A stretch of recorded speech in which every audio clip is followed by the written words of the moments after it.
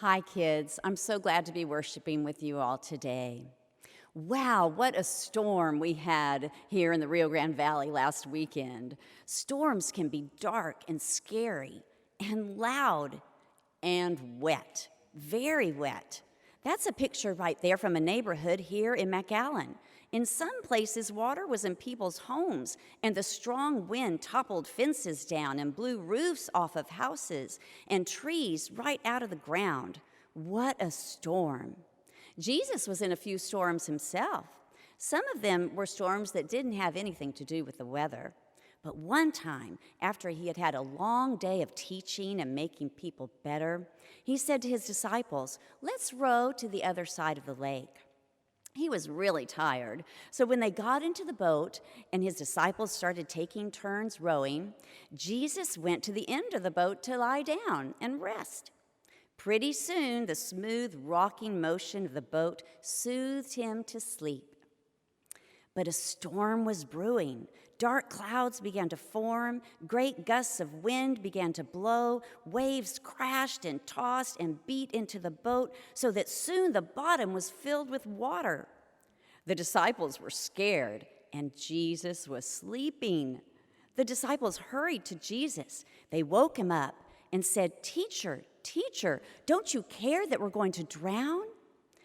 At once, Jesus looked over the raging water and the storming sky, and he quietly said to the sea, "Peace, be still."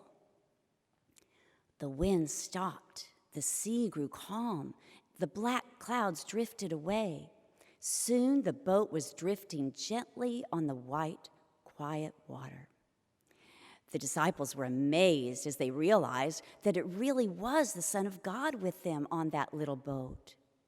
So how does Jesus calm our storms? He does it through you. Like when you rescue a couple of birds from a wet, fallen nest and figure out exactly what they need to survive, and feed them every 15 minutes for a long while, like a mommy bird would feed them. When Jesus uses us to help in calming the storm, it is amazing and wonderful. One way Jesus uses the church to help calm the storm is in the way of a flood bucket. Hundreds and hundreds of flood buckets were given to people this week to help them clean up after the storm. So do you know what's inside of one of those bright red and white buckets? Well, there are scrubbing towels and sponges to clean off the dirt. There's plastic gloves to protect hands, and lots of trash bags to collect all of the wet mess. And yes, even ropes for hanging wet clothes and blankets, and masks to protect the lungs. More than 1,000 kits like this with toothpaste and soap and toothbrushes were given to people who needed those things in the storm.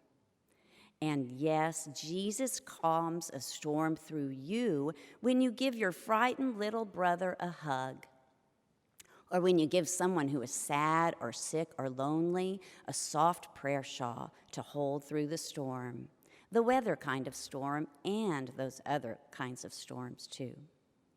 I can't wait to see how Jesus uses you to calm someone's storm. God bless you. See you soon.